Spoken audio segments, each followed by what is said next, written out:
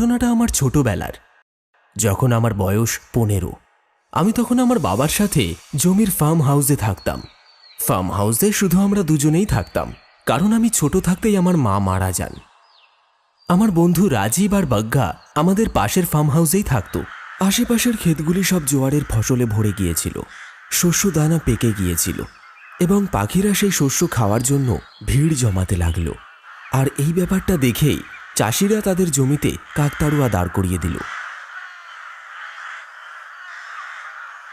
আমরা তখন ছোট ছিলাম, এই জন্য কাকতাড়ুয়ার প্রতি একটা আলাদা আকর্ষণ ছিল আমাদের। একদিন আমি, বগ্গা আর রাজীব তিনজনই পাশের একটা শুকনো জমিতে খেলা করছিলাম। আমরা খেলতে খেলতে সেখানে একটা ছোট কুয়ো বানাচ্ছিলাম এবং এই বাড়ির কুয়োটা ছিল সব থেকে গভীর, যেটা আমার কোমর পর্যন্ত খোঁড়া হয়ে গিয়েছিল। কিন্তু এমন সময় আমরা একটা কাঠের সিন্দুক দেখতে পেলাম।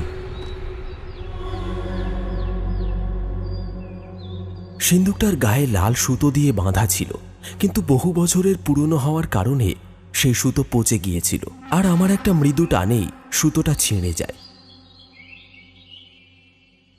সিন্দুকের গায়ে একটা তালাও ছিল, যেটা আমরা পাথরের আঘাত করে খুলে ফেললাম।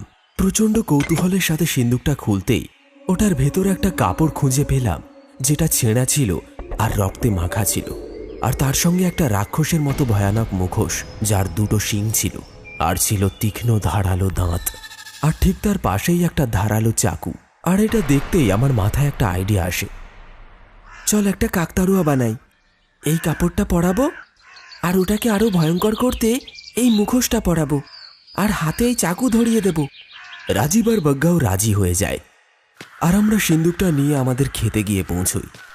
ফসলের মাঝে আমরা বাঁশ আর কিছুটা খড়ের ব্যবহার করে একটা লম্বা কাকতাড়ুয়া বানালাম, যেটা লম্বায় প্রায় আমাদের দ্বিগুণ ছিল এবং জমির ফসলের চেয়েও ঢের উঁচুতে। সেদিন সন্ধ্যা হতেই আমরা নিজের নিজের ঘরে ফিরে গেলাম। ঘড়িতে সময় তখন রাত 9টা। আমি ঘরের বাইরে একটা খাটিয়ায় শুয়ে আরাম করছিলাম। আমার কুকুরটা আমার খুব কাছেই শুয়েছিল। ঠিক তখনই জমির দিকটা থেকে পাখিদের চিৎকারের আওয়াজ ভেসে এলো, যেন কেউ তাদের শিকার করছে। আমি দেখলাম আকাশে কতগুলো সাদা বক দ্রুত গতিতে উড়ে চলে গেল। ব্যাপারটা দেখে আমার কুকুর মতি দাঁড়িয়ে ওই দিকে তাকিয়ে চিৎকার করতে লাগলো। পাখিদের ওই রকম ভয়ঙ্কর শোরগোলে আমিও খানিকটা ভয় পেয়ে গিয়েছিলাম। যা মতি, দেখে আয় খেতে কি হলো। মতিকে আদেশ দিতেই সে জমির দিকে চিৎকার করতে করতে ছুটে গেল। আমি খাটিয়ার ওপর দাঁড়িয়ে ভালো করে বোঝার চেষ্টা করলাম। মৃদু হাওয়ার কারণে ফসলগুলো দুলছিল। এমন সময় দেখলাম মতি কুই কুই করে আওয়াজ করছে, মতি, মতি। আমি চিৎকার করে মতিকে ডাকলাম, কিন্তু মতি আমার কথার কোনো সাড়া দিল না। আমি সাধারণত ওকে ডাকলে কোনো না কোনোভাবে সে উত্তর দিত। আমার ভয় হলো, তাই আমি কথাটা গিয়ে বাবাকে বললাম, কিছু হয়নি রে বোকা, রাতের বেলা সাপ দেখলে পাখিরা চিৎকার করে।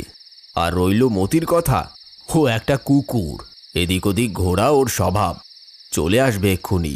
বাবা হাসতে হাসতে বলল, আর আমি উঠে ঘরের দিকে চলে গেলাম। আমি সারা রাত মতির অপেক্ষা করতে লাগলাম, কিন্তু মতি ফিরে এলো না। সকাল হতেই আমি একটা লাঠি নিয়ে ক্ষেতের দিকে মতিকে খুঁজতে বেরোলাম। আমি অনেকক্ষণ ডাকাডাকি করলাম, কিন্তু মতির কোনো উত্তর পেলাম না। ওকে খুঁজতে কিছুটা এগিয়ে যেতেই আমি দেখলাম আমার সামনে মাটিতে একটা কাকতাড়ুয়া পড়ে আছে। তার হাত আর পা কাটা অবস্থায় ছিল আর মাটির হাড়ের মাথাটা ফাটা। আমি বুঝতে পারলাম না এরকমটা কে করলো। যাই হোক, আমি এগিয়ে চললাম আর এবারই শুরু হলো ভেঙে চুড়ে পড়ে থাকা একের পর এক কাকতাড়ুয়া। ক্ষেতের সমস্ত কাকতাড়ুয়াগুলো ভেঙে চুড়ে পড়ে আছে। আমি কিছুতেই বুঝতে পারলাম না এসব কে করে গেল। তখনই আমার মাথায় একটা ভাবনা এলো, আচ্ছা আমার কাকতাড়ুয়াটার সাথেও এমন হয়নি তো? তাই আমি সেই জায়গায় গিয়ে পৌঁছলাম যেখানে আমরা গতকাল কাকতাড়ুয়া বানিয়েছিলাম। কিন্তু আশ্চর্যের ব্যাপার, সেখানে ওই কাকতাড়ুয়াটা ছিল না। আমি চারিপাশটা ভালোভাবে দেখলাম, কিন্তু ওটাকে খুঁজে পেলাম না। কোনো জন্তু নির্মমভাবে পাখিদের শিকার করেছিল। আমি বাগ্গার বাড়ির দিকে এগিয়ে যেতে লাগলাম, আর তখনই আমি রাস্তায় এমন এক দৃশ্য দেখতে পাই যেটা দেখে আমার মুখ দিয়ে চিৎকার বেরিয়ে আসে। আমার চোখের সামনে পড়ে রয়েছে মতির ছিন্ন ভিন্ন দেহটা। কেউ ভয়ানকভাবে তার পেটটা চিরে ফেলেছিল, আর সেই পেটের কাটা অংশ দিয়ে নাড়ি ভুঁড়িগুলো বেরিয়ে এসেছে। আমি প্রচণ্ড ভয়ে দৌড়তে দৌড়তে ফার্ম হাউসের দিকে এগিয়ে গেলাম। তারপর বাবাকে গিয়ে সমস্তটা বললাম। বাবাও আমার সাথে এসে ব্যাপারটা দেখল, কিন্তু সেও কিছুতেই বুঝতে পারল না এগুলো কে করলো। এই ঘটনার পর আশেপাশের কৃষকরা মিলে একটা সভার আয়োজন করলো, আর অনেকক্ষণ ধরে আলোচনা করার পর ঠিক হলো যে সূর্য ডোবার পর কেউ আর বাইরের ক্ষেতের দিকে যাবে না। ওই রাতে আমি আমার ঘরের জানলা দিয়ে ক্ষেতের দিকে তাকিয়েছিলাম। তখনই আমি ক্ষেতের ভেতর থেকে অদ্ভুত কিছু আওয়াজ শুনতে পাই। একটু ভালো করে দেখতেই বুঝলাম ওখানে একটা লম্বা চওড়া মানুষ দাঁড়িয়ে আছে। তার বড় বড় লাল লাল চোখগুলো জ্বলজ্বল করছে, কিন্তু তাকে স্পষ্টভাবে দেখা যাচ্ছিল না। হ্যাঁ, জোয়ারের ফসলের থেকেও লম্বা মানুষ হয় নাকি, আমি নিজের মনে মনেই বললাম। আমি টর্চের আলোটা ওইদিকে নিক্ষেপ করলাম। তার সাথে সাথে একটা আতঙ্ক গ্রাস করলো আমায়, কারণ সামনেই আমার নিজের হাতে বানানো কাকতাড়ুয়াটা দাঁড়িয়েছিল। এমন লাগছিল যেন সে আমাকেই দেখছে, কিন্তু আমি বুঝে উঠতে পারলাম না এটা তো এখানে ছিল না। তাহলে হঠাৎ করে আবার এখানে উদয় হলো কি করে? এটা আবার নিজেই আসেনি তো? না না, কাকতাড়ুয়া কিভাবে আসবে? আমি নিজে নিজেই বললাম, কিন্তু আমার কথাটা বলার সাথে সাথেই কাকতাড়ুয়াটা ঘুরে দাঁড়ালো আর সামনের দিকে এগিয়ে চলল। দৃশ্যটা দেখে আমি আমার নিজের চোখকে বিশ্বাস করতে পারছিলাম না। আমি আমার দুই চোখ ভালো করে ডলে দেখলাম, কিন্তু তাকে আর দেখতে পেলাম না। তখনই আমি খামারের মোষেদের চিৎকার শুনতে পেলাম। মোষটা ভয়ঙ্করভাবে চিৎকার করছিল, যেন ওর ওপর কেউ হামলা করেছে। আমি ঘর থেকে বেরিয়ে বাইরে গেলাম, আর তখনই আমি দেখলাম বাবা শিকার করার বন্দুকটা নিয়ে কোথায় যেন এগিয়ে চলেছেন। আমি তার সঙ্গে যাওয়ার জন্য জেদ ধরলাম, কিন্তু বাবা আমায় মানা করলেন। কিন্তু আমি তবুও তার পিছু পিছু খামারের কাছে গিয়ে পৌঁছলাম। একটা মোষ খুব জোরে জোরে চিৎকার করে চলেছিল, কিন্তু অন্য মোষটা দেখলাম মাটিতে শুয়ে আছে। আর খামারের কাছে যেতেই আমরা প্রচণ্ডভাবে ভয় পেলাম, কারণ দ্বিতীয় মোষটা আধ খাওয়া অবস্থায় ছিল। ওটার পেটের পিছনের অংশটা সেখানে ছিল না, আর তার নাড়ি ভুড়ি রক্ত চারিদিকে ছড়িয়ে আছে।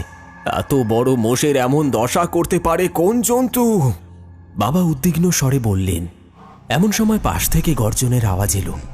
আমরা দেখলাম কাকতাড়ুয়াটা অন্য আরেকটি মোষের পেট ছিঁড়ে ছিঁড়ে খাচ্ছে।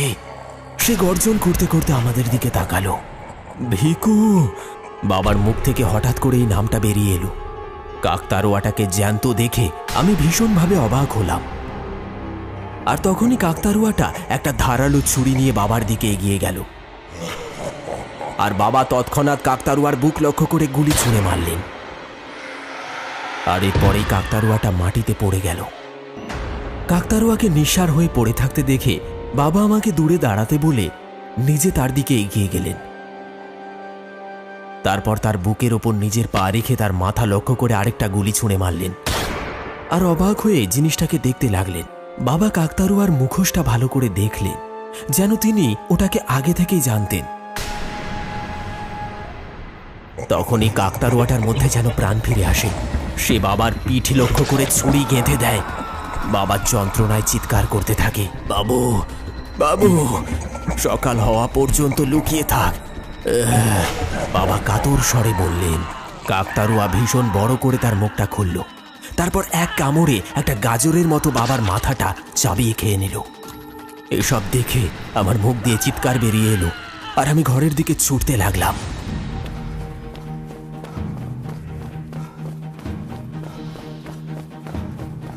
আমি দরজাটা বন্ধ করে দিলাম। আমি কিছুতেই বুঝতে পারছিলাম না এবার আমি কি করব। বাগ্গার বাড়ি আমার বাড়ির পেছনেই ছিল, তাই আমি ঘরের পেছন দিয়ে বেরিয়ে তার বাড়ির দিকে দৌড়তে লাগলাম।